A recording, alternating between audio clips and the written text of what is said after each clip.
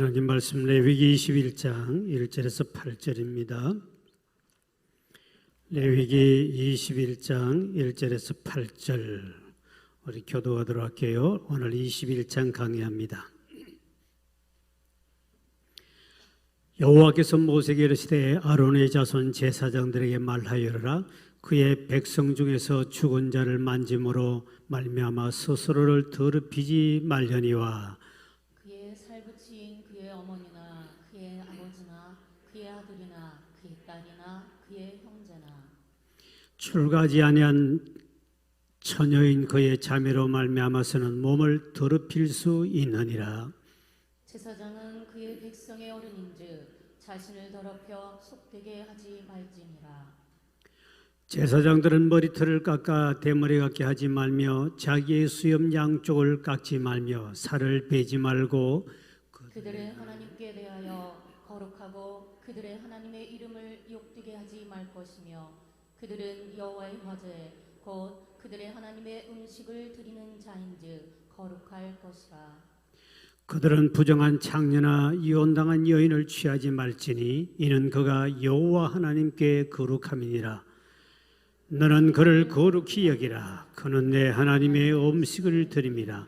너는 그를 거룩히 여기라. 너희를 거룩하게 하는 나 여호와는 거룩함이니라. 아멘. 또 만나서 반갑습니다. 인사합시다. 또 만나서 반갑습니다. 요 앞에 요거는 두 개 죽여버리고 이쪽에만 키워주셔야 돼요. 자꾸 웅웅 울리니까. 오늘 또 우리 레위기 21장 우리 오늘 또 강의에 들어갑니다. 여러분들이 밍크라는 동물을 아십니까? 밍크 코트 알죠? 밍크라는 동물은 식성이 동물성입니다. 쥐를 잡아먹고 개구리 그리고 물속에 있는 고기 큰 물고기를 잡아먹어요. 이 밍크가요. 밍크는 옛날에 이제 그 나라마다 생산되는 데 따라서 그 밍크 코트는 알죠? 밍크 목도리. 굉장히 옛날에 우리나라 제일 비싼 것이 그거였는데 지금은 또 다른 것이 나왔습니다만. 그래서 그 밍크를 사람들이 옷을 좋아하고 목도리를 좋아하다 보니까 여러 나라에서 지금 이제 사육을 해요. 그래서 키웁니다. 요번에 이제 코로나에 제일 약한 것이 밍크래요. 이 밍크라는 동물이 요번에 코로나에 감염돼 가지고 스페인에서는 10만 마리를 살처분을 했어요. 밍크 코트가 엄청나게 없어져 버린 거죠. 10만 마리. 그리고 또 이 네덜란드 여러 나라에서 지금 이거 밍크를 동물을 사육을 하고 있는데 코로나 감염이 저기들끼리도 빨리 전파된대요. 그래가지고 이 다른 동물보다 이 코로나 감염이 제일 약한 것이 밍크래요. 그래가지고 또 이 호흡을 통해 서로 빨리 전달되기 때문에 그래서 아마 밍크 코트값이 또 비싸질 가능성도 있다는 그런 말도 있습니다만 코로나 때문에 어떻든 이 밍크라는 이 동물은 우리나라에서는 뭐 보기 힘듭니다만 외국에서는 굉장히 나라별로 생산되는 것이다. 그 가게가 틀려요. 굉장히 이제 옷도 비싼데 이 밍크라는 동물은 특징이 하나 있는데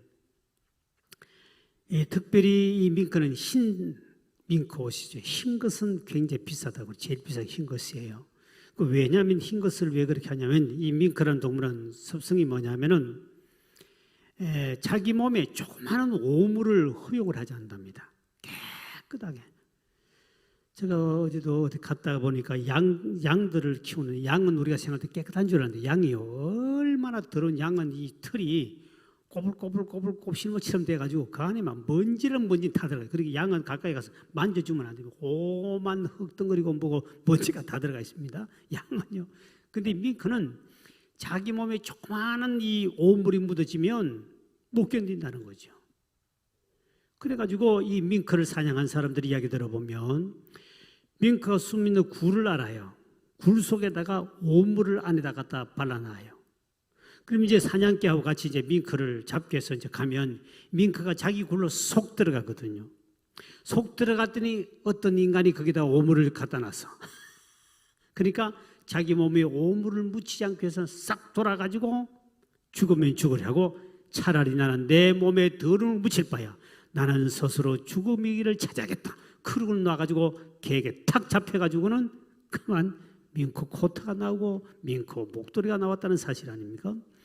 근데 이 밍크는 그만큼 자기 몸에 조금 조그마한 오물이 있으면 차라리 죽음을 선택한다는 거죠. 여기서 우리가 알 수 있는 것은 계속 우리가 레위기에서 강조하는 게 뭐냐면 거룩이에요. 내가 거룩하니 너희도 거룩하라. 조그마한 동물도 그 동물도 자기 몸에 오물 하나 더러운 것을 용납하지 못하고 차라리 죽음의 길을 가는데 하물며 하나님의 백성이요 성도라고 그러고 거룩한 백성들이 돼야 되는데 하나님이 우리는 과연 그렇게 동물보다 밍크보다 못해서는 되겠는가 그 말이죠. 밍크보다 못해서는 되겠는가. 그래서 오늘 본문도 보면 레위기 21장 8절 15절 23절 띄워보십시오. 계속 말씀하는 것이 오늘 읽은 본문에 나오는 시작. 너는 그를 거룩히 여기라. 그는 내 하나님의 음식을 드림이라. 너는 그를 거룩히 여기라. 너희를 거룩하게 하는 나 여호와는. 계속 거룩이란 나오죠. 또 보세요. 그의 자손이 그의 백성 중에서 속되게 하지 말지니 나는 그를 거룩하게 하는 누구라고? 여호와입니다. 또 보십시오. 휘장 안에 들어가지 못할 것이요 제단에 가까이 하지 못할지니 이는 그가 흠이 있음이라. 이와 같이 그가 내 성소를 더럽히지 못할 것은 나는 그들을 거룩하게 하는 여호와입니다. 하나님이 이 레위기에서 계속 강조하는 것이 1장부터 끝까지 강조하는 게 뭔지 반복적으로 강조합니다.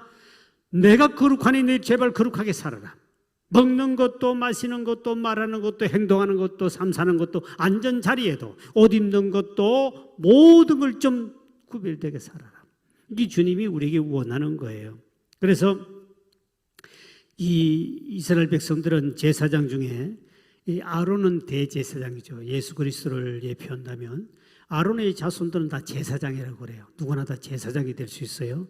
그래서 이 제사장이 되면 이스라엘 백성들 대신해서 하나님 앞에 나아가서 이제 중간 역할을 해주는, 기도도 하고 죄 문제도 이야기하고 이렇게 제사도 중간에서 해주고, 이 중간 역할하는 사람이 제사장이에요.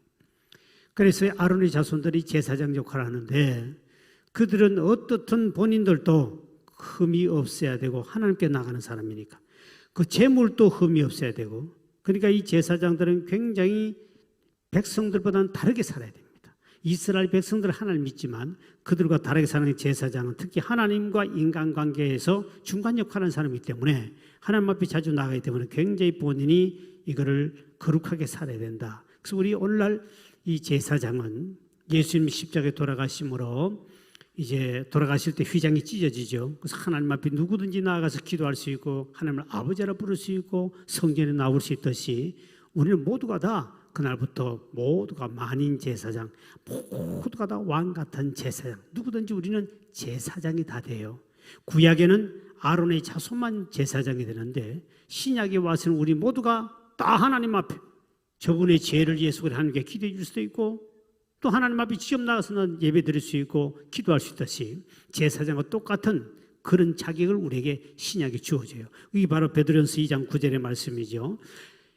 2장 9절의 시작. 그러나 너희는 택하신 족속이요 왕 같은 뭐래요? 제사장들이요 거룩한 나라여 그의 소유된 백성이니 이는 너희를 어두운 데서 불러내어 그의 기이한 빛에 들어가게 하신 이의 아름다운 덕을 선포하게 하려 합니다. 하나님 우리를 택하여 주셨어요. 그래서 우리는 모두가 다 제사장들이에요. 왕 같은 제사장, 하나님 나라 왕 같은 제사장인데 굉장한 중요한 직분을 받아요. 그래서 여러분이 제사장은 이스라엘 백성들은 제사장들은 이스라엘 백성들하고 또 다르게 거룩하게 살아야 되고 그 머무는 장소가 항상 성전에서 주님을 가까이 하게 있었습니다. 오늘도 우리는 제사장들이기 때문에 항상 우리도 앉는 자리가 다르고 복 있는 사람은 악인의 길을 쫓지 않고 죄인의 길에 서지 않고 오만한 자리에도 앉지 아니하며 오만한 자리에도 앉지 말고 앉아야 할 곳, 머물러야 할 곳, 가야 할 곳 다 좀 구별되게 살아야 됩니다. 그리고 항상 다른 사람보다는 또 주님을 가까이, 교회를 더 가까이 하고 주님을 더 가까이 하는 이것이 제사장의 일이에요. 그래서 이 구약의 제사장들은 그렇게 살도 오늘 우리는 다 제사장이기 때문에 목사만 제사장이 아니라 모두가 다 제사장들이에요. 마음껏 하나님 앞에 아버지 부를 수 있고요. 다 마음껏 하나님 앞에 예배 드릴 수 있고요. 헌금 드릴 수 있고 기도하시는 게 얼마나 큰 복인지 몰라요. 그래서 우리 모두는 다 제사장, 구약과 신약은 엄청난 차이가 났지요. 얼마나 큰 복이에요. 아론의 자손한테 우리는 전부 다 제사야 돼요. 그래서 옆 사람 우리 인사합시다. 당신은 제사장입니다. 시작. 그런데 한번 더 물어봅시다. 그런데 제사장답게 사십니까? 시작. 그런데 제사장답게 사십니까? 말하기 좀 힘드는데요. 그러겠죠. 제사장답게 살아야 돼. 왜 우리가 왕 같은 제사장답게 살아야 되는데 제사장은 일반 백성보다도 거룩하게 살아야 할 의무가 있어요. 그러니까 안 믿는 인간들보다는 우리는 거룩하게 살아야 되는 거죠. 요즘에도 보면 이렇게 그 평신도가 죄를 짓기나 무슨 하면은 교인들도 그럴 수 있지 뭐 이렇게 이해합니다. 그런데 목사가 무슨 뭐 TV 나오기나 뭐 잘못해서 무슨 죄 지었다 이야기하면 교인들도 지금 하는 말이나 안 믿는 사람 똑같이 말합니다. 목사가 그럴 수 있냐고 합니다. 이거 안 믿는 사람도 목사가 저럴 수 있어 이렇게 하고 믿는 사람 중에도 목사가 저럴 수 있냐지만 사실 여러분의 나라 똑같은 제사장들이에요. 교인들은 그렇게 하면 안 됩니다. 목사가 저럴 수 있지만 안 믿는 사람은 그럴 수 있다고 하더라도 목사가 저러냐 하더라도 여러분은 그렇게 하면 안 돼요. 똑같은 우리는 제사장이에요. 제가 직분이 여러분과 다를 뿐이에요. 근데 교회 안에서 하는 일이 다른데 그러니까 우리가 이 제사장은 믿는 사람들은 안 믿는 사람 볼 때 뭔가가 우리는 세상 사람들과 구별되는 것 뭔가가 있어야 됩니다. 그것이 이제 제사장 저와 여러분이 해야 할 그리스도인의 삶이에요. 가정에 돌아가더라도 믿는 사람과 안 믿는 사람과 뭔가가 구별되는 모습. 성도란 말은 구별된 사람을 가리키거든요. 그 똑같은 저와 여러분 똑같아요. 목사는 저마다 더 거룩하게 살아야 되겠지요. 당연하죠. 그러나 우리 모든 성도는 다 제사장이기 때문에 구별되게 살아야 되는데 근데 문제는 가지는 직업도 그렇고요. 모든 것도 믿는 사람은 달라야 됩니다. 직업에는 귀천이 없지만 그러나 여러분도 직업은 귀천은 없는데 그래도 예수 믿는 사람이라면 좀 직업도 구별되게 가져야 되겠죠. 제가 아는 사람이 있는데 제가 전도를 했어요. 전도를 했는데 우리 이제 친척 중이에요. 그 전도를 했는데 세월이 한참 오늘 전화가 왔어요. 이제 내가 동생 빨이 오빠 나 집사 됐어 그러더라고요. 또 축하한다. 네가 벌써 집사 됐냐? 근데 축하한다 그랬습니다. 그래서 내가 너 뭐 먹고 사냐 물었더니 술집 하고 있어요. 내가 그 집에 매상골리 주러 가려고 그랬는데 술집 있는 바람에 내가 못 가고 가지도 못하고 만나지도 못한 이런 슬픈 전설 같은 이야기가 저희 친척 중에 있는데 야 우리 게 한번 오너라 다 이야기 안 하고 너 어디 사냐 서울에 어디 산대요. 그래서 야 그래 이렇게 찾아와라 이러고라 그래 자기 서울 올라다 좋아서 나 어느 교회 다니는 집사인데 오늘도 성경 공부하고 뭐 과정 갖추고 뭐도 했고 은혜도 받고 방언도 받았고 막 자랑을 하는. 내가 이제 친척에 내가 전도했거든요. 한번 여기서 내 하면서도 좀 멀리 지방에 있을 때인데 제가 일부러 전도하러 내려갔어요. 그 우리 이제 밑에 동생 빨이 되니까 친척 동생들이니까 다 불러나누고 두 놈이구나 불러나누고는 성경을 딱 가지고 스물 너 믿어라. 유언같이 말한다. 밤을 세워서 둘이를 앉혀놔놓고 내가 데려가가지고 밤새도록 그 길로 그때는 저는 올라왔습니다. 전도하려고 일부러 부산까지 내려갔거든요. 제 동생인데 둘이를 앉혀놓고 그랬더니 그때는 오빠 내가 교회는 가고 싶지만은 그때 교회 갔더니 졸업만 하고 어떻고 저떻고 막 두 번 가봤대요. 그래도 뭐 졸업만 다른데 안 오는 집 교회랑 찾아봐라. 너희들 뭔가 맞는 것이 있을 거라고. 돌아다니며 찾아보고 아무 데나 가지 마. 찾아보고 괜찮다 싶으면 네가 졸업 많은 데 찾아가라. 그리고 세월이 한참 흘는데요. 한 2, 3년 전에 2년 작년 동안 전화가 왔어요. 한 2년도 안 된 것 같은데요. 그래서 어디냐 그랬더니 서울 올라왔대요. 그래서 내가 얼마나 궁금합니까? 너 뭐 먹고 사냐? 그리고 어떻게 됐냐 그랬더니 집사가 돼가지고 모두 공부했고 모두 했다 막 자랑하는데 결론은 술집을 하고 있다는 거 아닙니까? 이거 어떻게 됩니까? 매상을 올려주러 가야 됩니까? 우리 집사들 데리고? 나 참 난감해요. 근데 우리 믿는 사람들은 하여튼 그 직업이나 모든 것도 될 수 있으면 여러분 좀 거룩한 구별되게 사시기를 주의 이름으로 축원드립니다. 아무리 돈이 귀하고 아무리 돈이 많다 번다 할지라도 참 여러분 그런 거는 구별돼야 되지 않겠습니까? 그래서 우리가 제사장은 좀 다르게 살아야 되는. 근데 우리는 이렇게 죄성이라는 것이 인간은 가지고 있기 때문에 참 구별돼 산다는 것도 참 어려워요. 왜? 세상 유혹이 온다든지 뭐 하면 그만 세상 사람과 같이 어울려서 그만 쉽게 유혹에 넘어져 가기 때문에 우리 속에 누구나 다 죄성을 가지고 있어요. 목사도 넘어지고요, 다윗도 넘어지고요, 성경에 보니까 모세도 넘어지고요, 성경에 삼손도 넘어지고요. 다 보면 넘어지는 인간은 다 죄성을 갖고 있어요.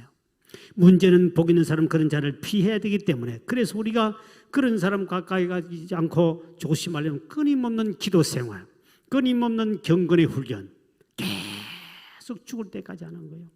죽을 때까지 아차 잘못하면 또 넘어가고. 이게 우리는 예수 믿고 우리는 구원을 받았다 하지만 완전한 구원이라고 말하지 않습니다. 왜냐하면 어떤 사람 점진적 구원이라는 말도 쓰는데 신학에서는 저와 여러분이 이제 예수를 믿고 구원을 받았다고 그래요. 이건 완전한 구원이 아닙니다. 이 완전한 구원은 언제냐? 우리가 죽어서 부활했을 때, 그때 우리는 영화가 되고, 자, 우리 육신이 죽으면 흙으로 돌아가지요. 영혼이, 우리가 죽을 때는 영혼은 하나님께로 갑니다. 그러다가 예수님이 이제 부활하시고 이제 예수님이 재림하셔서 오실 때 우리는 부활하게 돼요. 다 부활하게 되는데 그때 아직도 구원이 완성을 못해. 육신이 아직도 부활하지 않았기 때문에. 육신도 부활합니다. 죽은 것이 부활하고 다 부활하거든요. 그러니까 그때 완전히 우리가 부활해가지고 영화, 완전한 성화에서 영화가 될 때, 그때를 온전한 구원을 이루었다 그래요. 그전에는 우리는 끊임없는 죽을 때까지 완전한 구원이 아니에요. 이미 예수님이 십자가에 피 흘려서 그 효과가 없는 게 아니라 이미 예수 십자가를 우리는 이미 구원을 받았지만 불완전한 것이 아니라 우리는 육신의 몸을 입고 있고 죄성을 갖고 있기 때문에, 그래서 육신이 완전히 부활될 때 그때 완전한 구원이라고. 그러니까 우리 죽는 그날까지는 죄성을 다 가지고 있으니까 역시 죄 짓는 것이 우리 몸에는 쉬운 것이 많아요. 게을러지기가 쉽고요. 사람이 길 뛰어가다 보면 걷고 싶으면 앉고 싶고, 앉으면 눕고 싶고, 누우면 좀 더 자고 싶고, 끊임없는 이 죄성이 우리 속에서 발동하기 때문에, 그래서 종교개혁자 루턴이 이런 말을 했어요. 그리스도인은 용서받은 죄인이다. 죄인은 죄인인데 용서를 받은 죄인이다. 칼빈은 이런 말합니다. 끊임없이 기도해야 하는 죄인. 우리는 죄인이다. 아직 완전히 우리 구원 못 받았다. 그건 뭐냐니까 끊임없이 기도해야 하는 죄인. 또 웨슬레라는 사람은 감리교, 우리가 성결 단계에 이르지 못한 죄인이요. 성 어거스틴은 나는 죄인이요 도둑놈이다. 또 박윤선 박사는 이런 말했습니다. 50년 묵은 죄인이요. 바울은 나는 죄인 중에 괴수로다 그랬습니다. 그리고 우리는 죄성을 갖고 있기 때문에 두렵고 떨리는 마음으로 끊임없는 이렇게 철야배에 나오고 하는 것도 하나의 경건의 훈련이죠. 많이 이렇게 나오는 사람과 안 나오는 사람하고는 경건에 사는 삶이 달라지고, 여러분 또 철야배 한번 더 나올수록 경건의 힘이 생기기 때문에 더 경건하게 살 수 있는 거예요. 근데 철야배도 안 나오는 인간하고 한번 비교해 보세요. 이 시간 또 그렇게 믿음 좋다는 사람이 다른 데 앉아가 있는 사람도 있고, 별 은혜 섭지 못한 곳을 보고 있는 사람도 지금 또 있을 수 있죠. 근데 여러분은 그 좋은 연속 드라마도 다 끊어버리고, 또 오늘도 집에서 온라인도 많은 분이 예배를 드리고 있는데, 이 시간에 또 그래도 집에서라도 TV 이거 연속, 저는 요즘 뭐 하는지 모르겠습니다만 하여튼 거 다 끊어버리고 이렇게 예배에 참석한다는 참 대단하고, 이게 훈련을 자꾸 할 수밖에 없는 것. 그래서 우리가 끊임없는 경건의 훈련을 해야 되는 것은, 이걸 우리가 거룩한 제사장들이기 때문에, 그래서 우리가 구별되게 살기 위해서는 이와 같은 경건의 훈련이 계속 필요하다. 그래서 저와 여러분들이 우리가 이 땅에 살면서 우리 거룩한 제사장 어떻게 살아야 합니까? 할 때 오늘 몇 가지 줍니다. 첫째, 거룩한 제사장 어떻게 살아야 됩니까? 할 때 1절입니다. 자, 1절에요. 시작. 여호와께서 모세에게 이르시되 아론의 자손 제사장들에게 말하여 이르라. 그의 백성 중에서 죽은 자를 만짐으로 말미암아 스스로 더럽히지 말리니라. 스스로 더럽히는 게 뭐냐?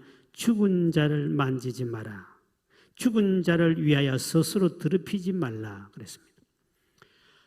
구약 시대는 유대인들은 시체가 있었던 2m 안으로 접근하는 것은 부정한 것을 여겼습니다. 시체는 대개가 죄로 말미암아 병으로 말미암아 죽었죠. 그렇기 때문에 가까이 가면 오염이 되고 천염이 돼요. 그래서 우리나라도 지금 이제 코로나 왔을 때 2m 간격을 두라. 여기서 나오겠죠. 그래서 시체나 죽은 사람이나 부정한 게 있으면 2m를 떨어져야 적어도 오염이 안 될 수 있다. 지금도 우리가 2m 거리 두기 2m 정도는 떨어져야 된다는 거죠. 거기 이 여러 가지 이제 평균이. 그러니까 반드시 2m를 두게 돼 있고요. 그다음에 장례식에 참여한 사람은 7일간 자가격리를 해야 됩니다. 우리는 일주일 또는 2주간 자가격리 시기죠. 자가격리를 해야 됩니다. 이것이 그 당시에 건강 전염병을 예방하는 아주 하나님 정확한 방법을 가르쳐 준 거예요. 그 성경에 다 나와 있는 거예요. 그래서 거리를 두게 하자. 그 다음에 격리한다는 게 성경에 나오는 거거든요. 그래서 그러나 이제 가족들이 죽었을 때 어떻게 하느냐? 가족이 죽었을 때는 너무 슬프니까요.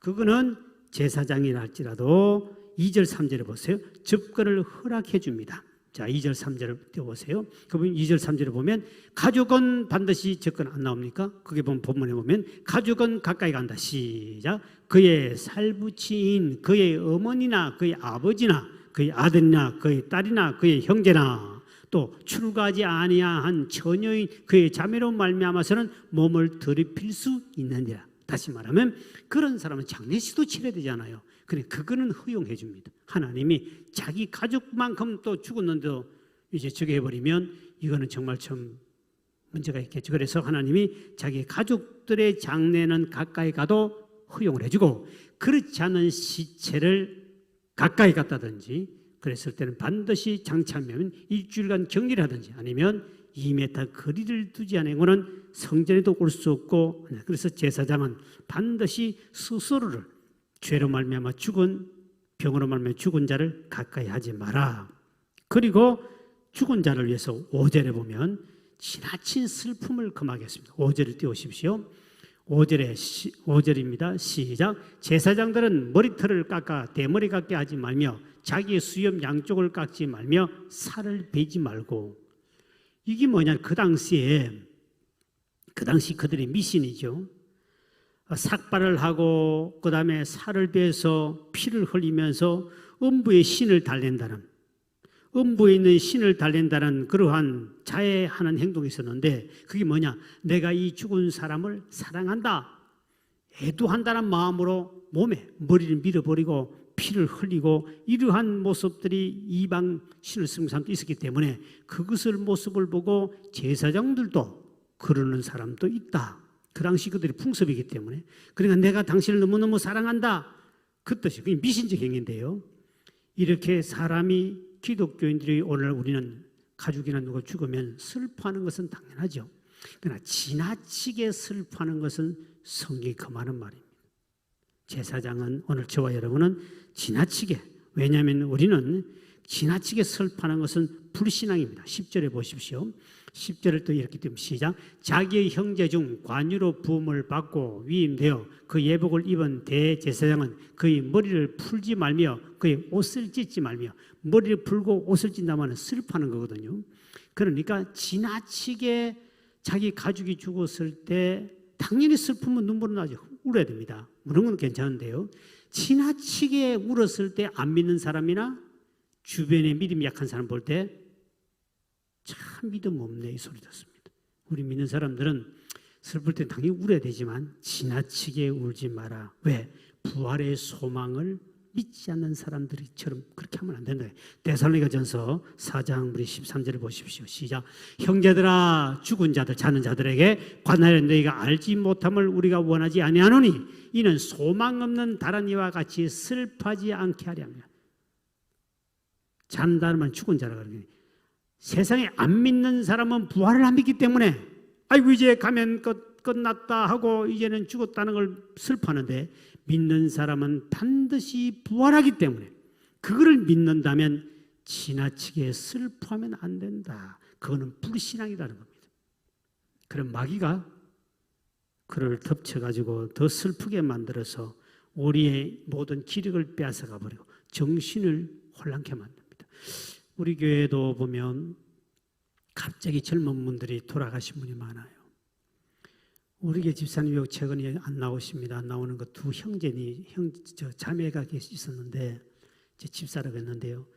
두 자매가 똑같이 남편을 일찍 잃었어요.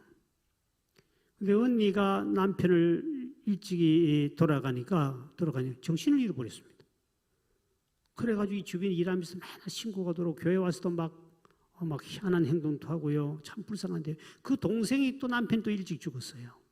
근데 정신을 잃어버렸어요. 너무 슬퍼하다가 보니까 정신을 잃어버려가지고 자식들이 있는데도 이 본 정신이 안 돌아가고 그냥 사람이 기가 죽어가지고 그냥 정신이 가버린 거예요. 그 충격은 우리 알잖아요. 충격은 자녀라든가 남편과 아내가 사랑하는 사람이 갑자기 죽어버렸을 때 이 충격은 엄청나거든요. 근데 이거를 지나치게 슬퍼하면 사단이 덮쳐버립니다. 믿는 사람은 사탄이 덮쳐가지고 그의 영혼을 피폐하게 만들고 낙심좌절하게 만들어가지고 부활의 소망을 전혀 못 믿는 사람처럼 이렇게 끌고 와버리면 안 믿는 사람보다 믿는 사람은 사탄의 역사니까 더 사람이 이상해져 버립니다. 그래가지고 교회에서 상당히 문제가 있었어요. 왜냐하면 거기 이제 갑자기 죽은 데 대한 거기 일어나기 때문에 집사님 하다 뭐 행동하는 이상한 행동 해버려요. 우리 집사님 두 분이에요. 주변에 사세요. 이제 그런 걸 보면서 뭐냐면 지나치게 슬퍼하다가 일어나는 현상. 우리 믿는 사람은 안 믿는 사람처럼 부활의 소망이 없는 사람처럼 그렇게 슬퍼하지 마라. 안 믿는 사람들을 제가 지난번에 TV에 나오는 걸 봤습니다. 자기 부모가 갑자기 돌아가셨는데 이 아들이라는 사람이 이제 죽고 난 다음에 효도한다고요. 아침에 일 나갈 때 벽에를 이렇게 놔두고 사진을 고개 이렇게 올려놔놓고 아침에 인사하고 밥상을 앞에다 차려놔놓고 직장 갔다가 돌아옵니다. 안녕히 계셨어요? 그리고 또 사진을 이거를 일반 SBS하고 몇 개 방송에서 이걸 보도를 그대로 했어요. 효자라고. 그러면서 덮어주고 가고 어머니 안녕하세요 하고 지극정성으로 돌아가신 지 오래됐는데 꾸준히 하고 있는 그것을 마치 좋은 것처럼 이렇게 보도하는 참 우리 믿는 사람 볼 때 정신 나간 소리거든요. 그렇게 하고 있는 거예요. 또 한 사람은 자기 부모가 돌아가셨는데 무덤 옆에 20년 동안 천막을 치고 상복을 입고 매일 부모님 옆에 술도 부어주고 아침에 나서 인사하고 텐트 옆에 살고 얼마나 추우십니까? 그러고 그 옆에 텐트 옆에 살고 이렇게 상복을 입고 20년 동안 사는 그분을 또 보도했습니다. 이게 일반 우리 정규 방송국에서 했습니다. 여러분 그거를 효도하는 거라고 극진한 효도하는 사람 효자라고 생각하면서 보도했는데 참 우리가 볼 땐 진짜 그 정신 나간 일이죠. 이게 효도가 아닙니다. 우리는 살아있을 때 부모에게 잘하라 그러지. 죽고 난 다음에 제사 드리고 무슨 그 무덤 옆에 그 뭐 텐트를 쳐가지고요. 20년 살아도 20년. 한번 생각해보세요. 그 사람 본정신입니까? 정신병원에 가서 병원에 입원해야 할 인간이지. 그거를 또 정부에서 그 정규 방송국에서 그걸 TV를 틀은 내가 TV 나올 정상을 다 봤거든요. 저를 왜 틀어주냐는 거지. 그럼 사람들이 국민 정신이 어떻게 되겠습니까? 사람 죽었다고 맨날 그 옆에 고 이건 아니죠. 상복을 입고 20년 이상 대단한 사람처럼 그런 보도하면 안 됩니다. 그러면 사람들이 이 미신을 섬기는 사람들은 그렇게 살거든요. 그리고 여러분 우리 기독교 여도가는 살아있을 때 부모에게 잘하는 것이지 죽고 난 다음에 제사상을 자차린다 뭐를 또 가서 옆에다가 무덤 옆에다가 뭐 또 텐트를 하고 어떻게 살 필요도 없고요. 자주 가서 술분들 누가 술을 먹습니까? 잔디만 술에 취해가 비실거다 다 말라 죽어버려요. 그거 할 필요도 없어요. 그거다 뭐 뿌리고 쓸데없는 짓입니다. 이미 죽으면 육신은 흙으로 돌아가고 영혼은 하나님께로 올라간 거예요. 이런 걸 모르면 우리가 믿고 난 다음에 우리 알지만 안 믿는 사람이 얼마나 어리석은지 우리가 볼 때는 얼마나 어리석은지 이것이 효도가 아니라는 것이 우리 제사장들 특히 왕 같은 제사장인 저와 여러분은 이렇게 지나치게 슬퍼하고 그 영혼은 이미 떠나갔기 때문에 세상 풍속을 따르지 말라는 거예요. 우리는 세상 풍속 따라가지 않고 성경의 진리대로 사시기를 주의 이름으로 축원드립니다. 이게 우리가 지금 구약의 제사장 우리 똑같기 때문에 배워야 돼요. 그 다음에 세 번째는 구약의 시대에는 제사장은 가정제도입니다. 7절과 13절에 보면 제사장이 어떻게 돼요? 그들은 부정한 장녀나 이혼당한 여인을 취하지 말지니 이는 그가 여호와 하나님께 거룩함이라. 그들은 처녀를 대다가 아내를 삼을지. 구약 시대의 제사장은 반드시 이렇게 결혼을 하게 재혼한다든지 아내가 죽었을 때는 반드시 이 본칙이 세워져 있습니다. 다시 말하면 가정제도 피를 거룩하게 하라 그 뜻이겠죠. 거룩하게 하라. 그 다음에 또 9절과 15절에 제사장의 자녀들의 문제죠. 9절과 15절 시작. 어떤 제사장의 딸이든지 행함하여 자신을 속되게 하면 그의 아버지를 속되게 하미니 그를 불사를 지니라. 그의 자손이 그의 백성 중에서 속되게 하지 말지니 나는 그를 거룩하게 하는 여호와입니다. 제사장의 자녀, 딸이나 자식들이 이렇게 잘못되면 불살라 죽여버리라. 어떻게 제사장 되는 사람 자녀가 그 책임은 자식을 잘못되면 태워주라. 그만큼 제사장 구약이 굉장히 중요했어요. 요즘 뭐 자식 제자도 불태워 죽인다고 큰일 나겠죠. 자기도 죽어야 되니까. 근데 지금 신약엔 다르겠죠. 신약엔 다른데 신약 다릅니다만 어떻든 간에 구약 시대에는 자식이 범죄하면 아버지 책임을 많이 물었어요. 그만큼 그러니까 오늘날 또 우리가 부모도 이 책임이 중요하다는 거죠. 저와 여러분 또 자식의 문제는 부모. 근데 요즘에 자식 부모 말 듣는 자식 있느냐, 자식에게 부모 이기는 뭐 부모 있느냐 하는데 정말 참 어렵습니다. 그러나 우리 그리스도인들은 본이 되는 삶을 살아야 된다. 어느 집사님이 집에 아이들이 강아지를 좋아했는데 어느 강아지가 자기 집에 와가지고 안 가는 거요.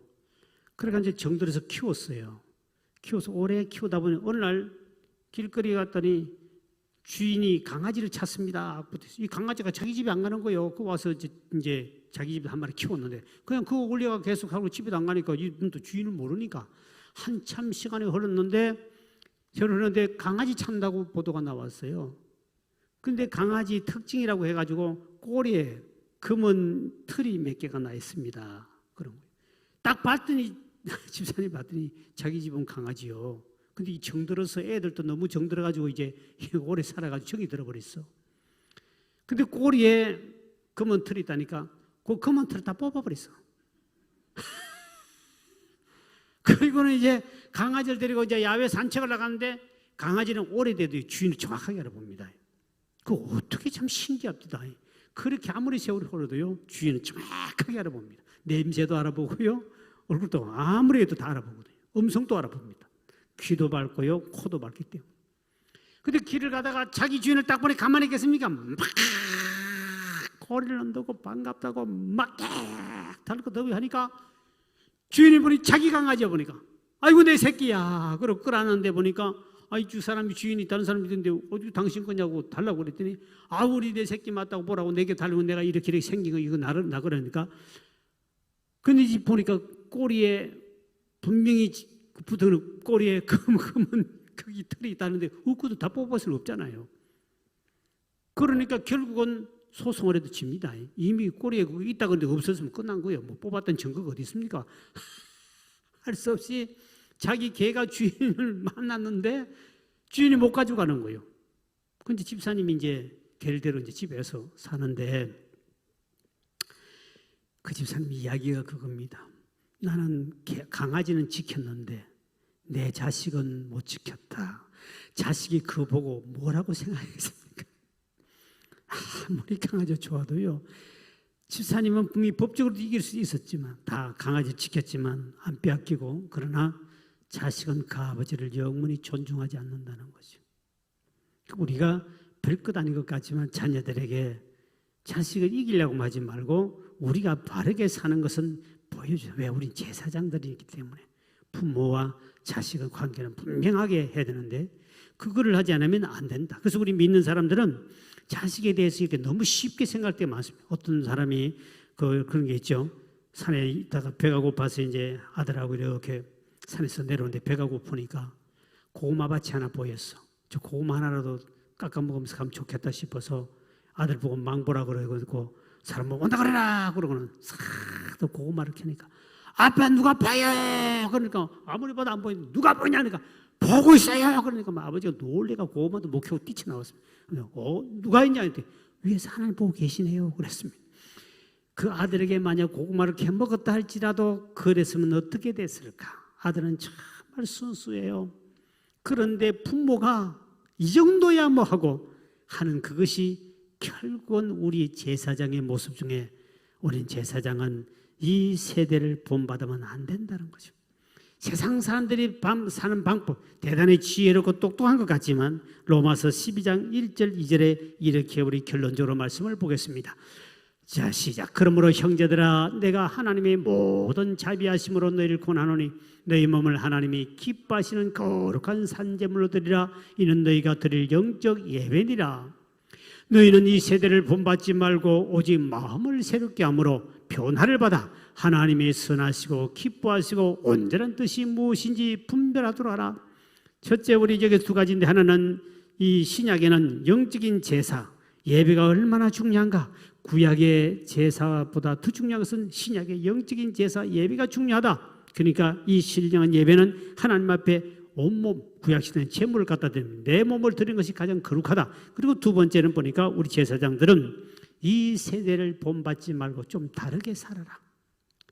이 세상 사람이 사는 방식을 따르지 말고 좀 다르게 살아라. 성도는 달라야 한다는 거죠.